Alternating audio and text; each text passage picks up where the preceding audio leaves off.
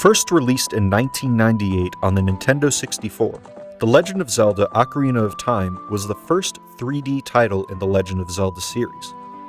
The game starts with our protagonist, Link, having a nightmare about the evil wizard Ganondorf chasing after Princess Zelda of Hyrule. He is woken up by the fairy Navi, who was sent by the Great Deku Tree to bring Link over to him. This sets Link's time-traveling adventure to save Hyrule into motion.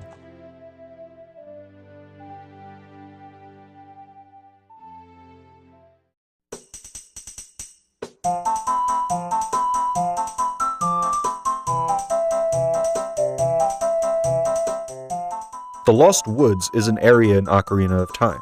You can get there from Kokiri Forest, Link's home, which is inhabited by the Kokiri people, ageless childlike beings. It is believed that when Kokiri or others get lost in the Lost Woods, they transform. One of the Gossip Stones, which give Link information throughout the game, states, "They say that when non-fairy folk enter the Lost Woods, they become monsters." And Link does run into a few monsters during his time here.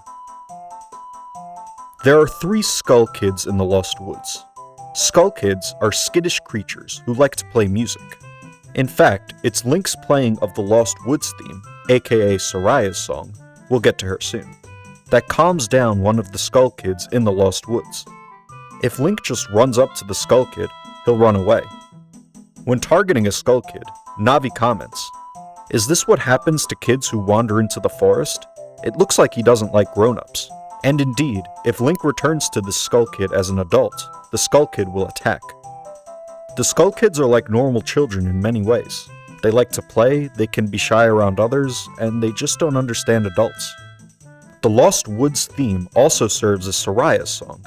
Saria is Link's childhood friend, and the first to congratulate him once he finally gets a fairy, which all of the other Kokiri have. Link and Saria have a close bond, so close that it even makes one of the other Kokiri jealous. Once Link is given his mission to save Hyrule from the Great Deku Tree, he leaves Kokiri Forest, but is met by Saria at the exit. She gives him his first ocarina, and later teaches him Saria's song in her secret place outside the Lost Woods. Playing the song allows Link to contact Saria at any time. After Link time travels and grows 7 years older because he is not actually a Kokiri, he is called by Saria and journeys back to Kokiri Forest, where nobody recognizes him because he has physically aged. He discovers that the Kokiri believe he killed the Great Deku Tree, and Saria was the only one to defend him against this rumor, again showcasing their close relationship. Link continues to Saria's secret place, the Sacred Forest Meadow, and finds the forest temple there.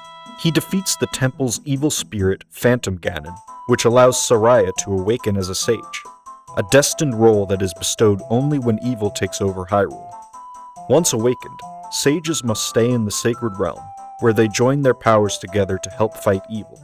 Saria says goodbye to Link, knowing that their carefree days together are at an end.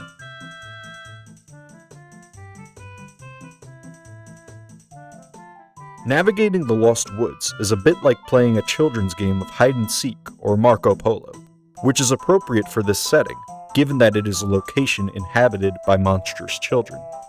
The player can use the theme music as a navigation tool. If the music softens when Link approaches a path, he is going the wrong way. This childlike association can be found in the music itself, without the context of the Lost Woods or the children living there.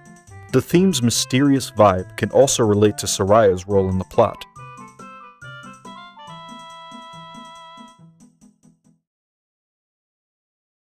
Listen! The Lost Woods theme, or Saria's song, was written by series composer Koji Kondo. Both the melodic and harmonic material of this piece are very staccato, very plucky sounding throughout. Not many notes sustain, outside of a few in the melody.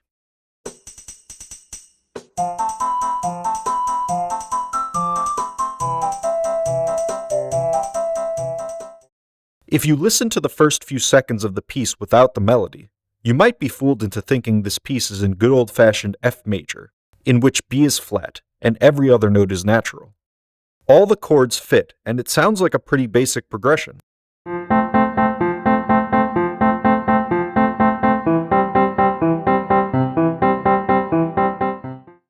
However, once you put the melody in,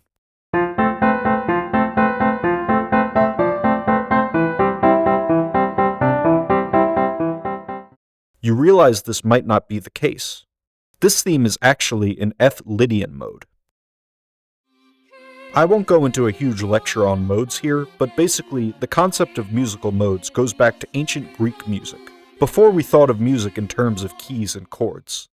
You can compare them to our modern major and minor scales. For example, an F major scale starts on an F, and follows the step pattern whole, whole, half, whole, whole, whole, half. The major scale and Lydian mode share all the same notes but one, the fourth scale degree. It's a half step higher in Lydian, so instead of B flat, we have B natural. In fact, F Lydian and C major actually share all of the same notes, but F Lydian places more emphasis on the note F, kind of like the tonic of C major is C.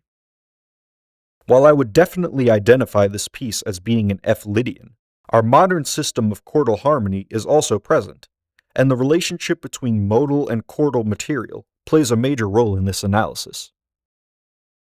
Like I mentioned previously, without the melody line, it sounds like this piece is in a regular major key, because we just have repeated F chords leading to repeated C chords, leading back to F chords, leading back to C chords. If we scrapped the melody line, this would easily fit into F major, since it would just be the progression of the tonic 1 chord, F, to the dominant 5 chord, C, which is one of the most common chord progressions in music. As we've discussed, adding in that melody line messes all of that up, but there is definitely some sort of mix between modal and chordal structures going on here. However, the mix of them creates a few clashes. Take the first measure that the melody line appears in, for instance. The first beat is fine, all of the notes in both the melodic and harmonic parts fit in an F major chord. But then once you hit that B natural, you have a clash of a major second between the A and the B, and the clash of a minor second between the B and the C. And altogether it sounds like this. Yikes. But the material is so staccato and plucky that you don't hear this clash very well. As a result, the clashes are not as jarring as the fully sustained sample I just played, but it does add a bit of unexpected grit. These kinds of clashes occur numerous times throughout the piece. Speaking of grit, if we take the melody alone, there is a tritone between the first and third notes. Now, there is a buffer in between in the form of an A, so again, there is a bit of grittiness there, but not to an irritating extent. The melody places a decent emphasis on the note E. Let's take a look at just the first phrase of music. Notice that E is the highest point the melody reaches, and soon after it reaches that highest point, it comes back down an octave lower, and the ending of the phrase is basically just an emphasis of this landing.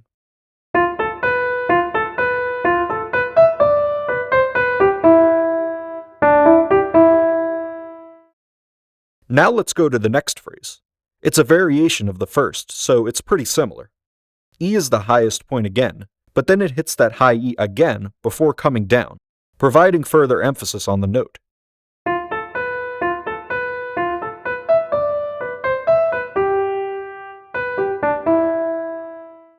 Remember this stress on the note E, as it is important moving forward.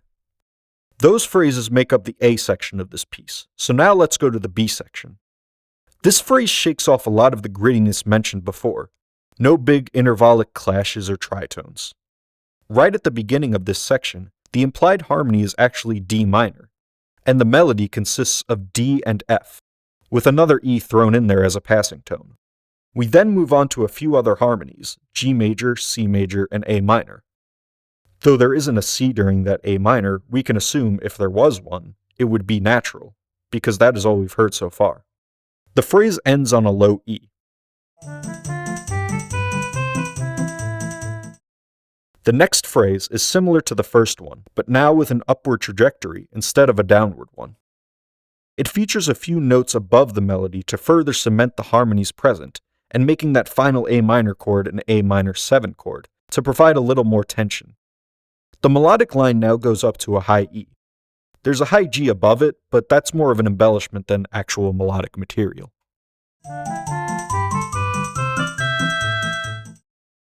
The first phrase of this section is then heard again.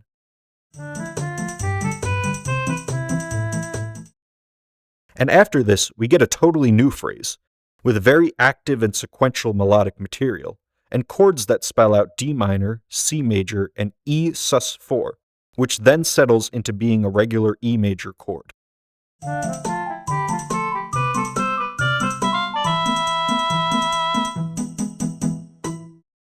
This is a big moment, because E major isn't a regular diatonic chord in any of the keys we've talked about so far.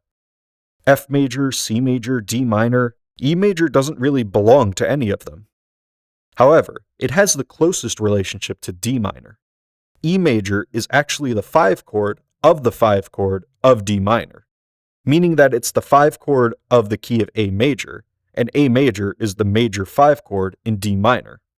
If that's confusing to you, just know that while E major doesn't technically belong in the key of D minor, if a composer borrows a chord from another key, this is the most common way to do it. So really, this whole piece can kind of be seen as a breakout attempt of sorts. The melody is modal, with a traditional chordal harmony supporting it. However, the chords don't hint towards E major at all, but the melody places a decent amount of emphasis on the note E throughout. Take a look at all of the E's we've talked about. They end every phrase of the piece.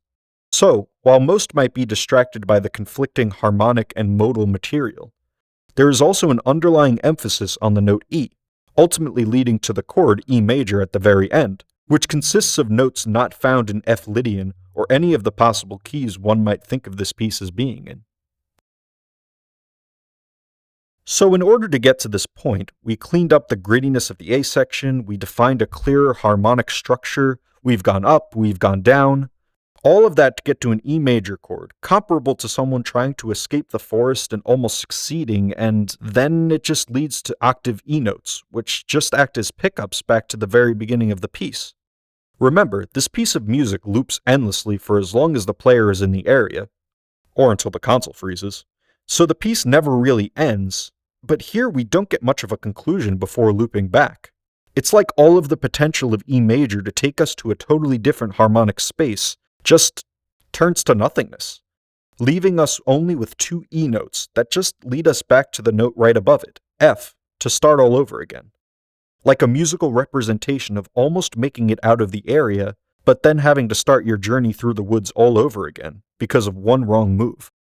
This concept can be applied back to the storyline in a few ways. I found 3 ways that are compelling to me. Here's a quick rundown of them.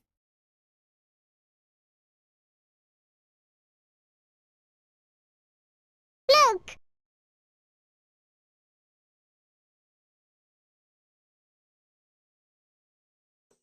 You can think of the inhabitants of the Lost Woods, the Skull Kids and other monsters, and the Kokiri tribe living right by them.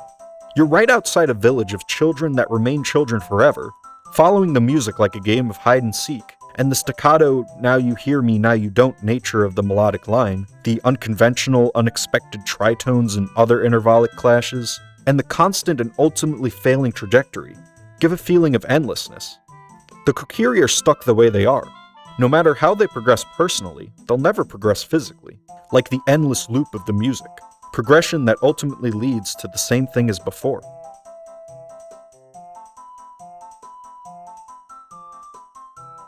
The location is obviously connected to the music. It's the theme music, after all. Remember, one of the ways to navigate the Lost Woods is to listen to the music. If you don't navigate carefully, you can end up right back where you started.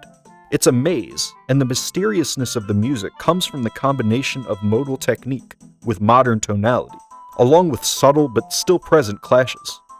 They all coexist in some ways, like how the melody almost outlines the notes of an F major chord over an F major chord, but conflict in others, like when you hit the Lydian shade of B natural, and you have a little clash between A and B, and a big clash between B and C.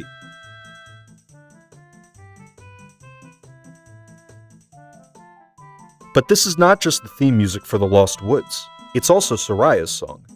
Thinking of this as Saria's theme music, the musical narrative still makes total sense. Put yourself in her shoes.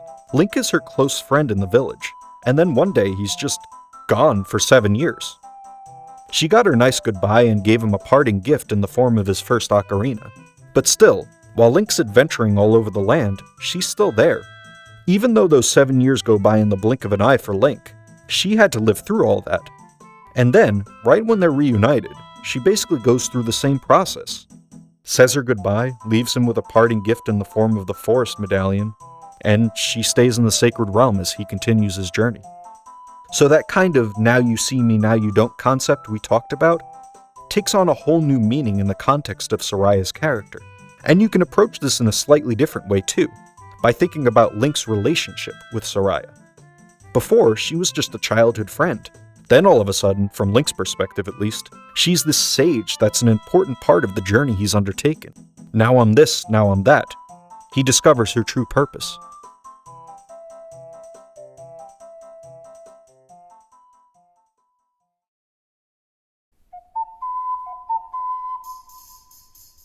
Like I've said in the past, I have my doubts that composers think of all these programmatic relationships as they write the music, as intensely as I do when I'm analyzing it.